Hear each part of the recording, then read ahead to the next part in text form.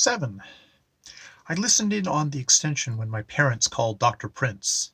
Your boy is flunking everything in school, and you're worried if he smokes a cigar? Dr. Prince shouted. Let him do what he wants. He's a seriously disturbed child. Just pray that I am able to save him. But won't smoking stunt his growth? My mother asked. Who knows, Dr. Prince said. But think about this. Would you rather have him short or crazy? By the way, don't call me anymore. It undermines the boy's confidence in me. Get your own psychologist. That settled the matter of smoking. The conditions were that I was allowed to smoke only in the house and not in front of company. The next day after school, I invited Aln Mndlshn over for milk and cookies and cigars. Aln was very impressed that I was seeing a shrink. He said he'd always wanted to go. There was a kid in his old school who went to a shrink. He would come in late, leave early, and go to the nurse's office and take a nap and skip gym. Nobody said a word. Alan's parents didn't believe in psychology. I told him that was too bad. I thought about what Alan had said about the kid in his old school. Mr. Hines knew I was seeing Dr. Prince, and he would be sure to notify my teachers. I could see the possibilities arising from seeing Dr. Prince. My mother had been worrying that the other kids would find out that I was seeing a shrink and ostracize me. She still didn't understand that they couldn't ostracize me any more than they already did. Ostracize is a word I picked up from my social studies book. It seemed that in ancient Greece, once a year, they would all drop pieces in a broken pottery into a jar. The pieces of pottery were called ostracons. If you didn't like somebody, you just wrote his name on your ostracon. If you got enough votes, he'd be kicked out of town. The kids at Aln Mndlshn couldn't kick me out of town, but they could refuse to have anything to do with me, which is what ostracized means today. Besides, if they voted on anyone to ostracize, it would have been Mndlshn. He started something new that seemed to annoy everyone. It was in the week following my first visit to Dr. Prince that Aln Mndlshn created his masterpiece. On Thursday, he arrived at school very early, before anybody else. As each kid or group of kids arrived, Aln Mndlshn approached them.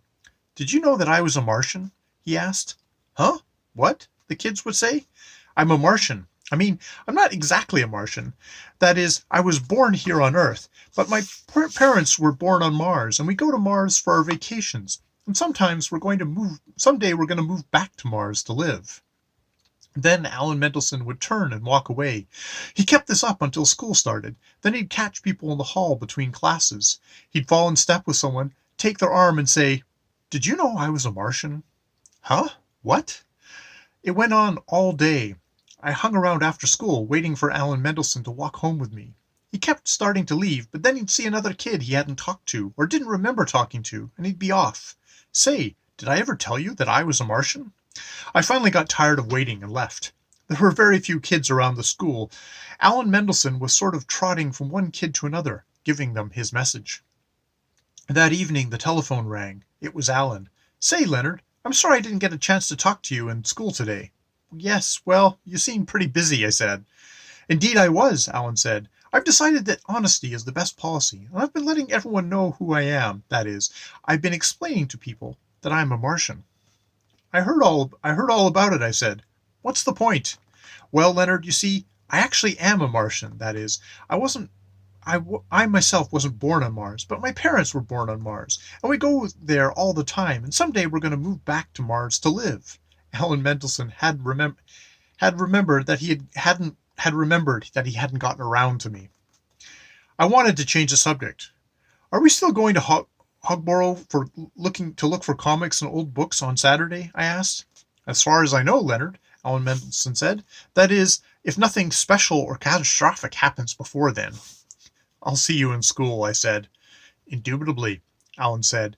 He had a bunch of books that he had gotten in the second-hand bookstore in the Bronx. They were all about building a mighty vocabulary. Every now and then he would use a word like indubitably. We said goodbye and hung up. I went out into the backyard. My father was hosing down the portable barbecue. Did you know that Aln Mndlshn's family are Martians? I asked. I didn't know why I said that. It was just on my mind. I thought his people came from New York, my father said. It will be too cold to barbecue outside soon, son. Maybe we ought to get one of those electric barbecues and set it up in the kitchen. I went inside to the house and to get a cigar and read a book on hypnotism that Aln Mndlshn had loaned me. The next day, Friday, when I arrived at school, a kid spoke to me, a big kid I'd never seen before. "Do you believe?" "What do you mean?" "Do you believe he's a Martian?" the big kid asked. "Sure," I said. The big kid hit me in the stomach and walked away. I felt like I was going to throw up. I sort of staggered over to the building and leaned up against the wall, waiting to feel better. Not far away, another kid was approached by a kid carrying one of those big green book bags. "Do you believe?" the kid with the book bag asked. "No," the other kid said, and bang! The kid swung his book bag and hit the other kid on top of the head. There were confrontations of this kind going on all over the place. Two kids would meet, exchange a few words, and one kid would bop the other, or they'd shake hands and walk away to find some other kids to question. The bell rang before things could develop into a full-scale riot, but the kids were in an ugly mood as they crowded into the building, and girls and boys punched, pushed, and shoved one another. Things were fairly quiet during the morning. There were 3 or 4 fistfights in the hall between classes. That was unusual, but nothing big happened.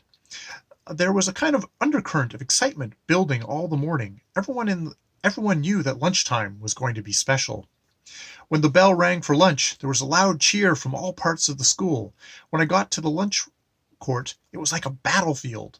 Trash cans were overturned, benches were lying every which way, garbage was everywhere. Quite a few kids had bloody noses and other minor injuries. Everywhere I heard the question, "Do you believe?" "Yes." Pow. "Do you believe?" "No." Pow.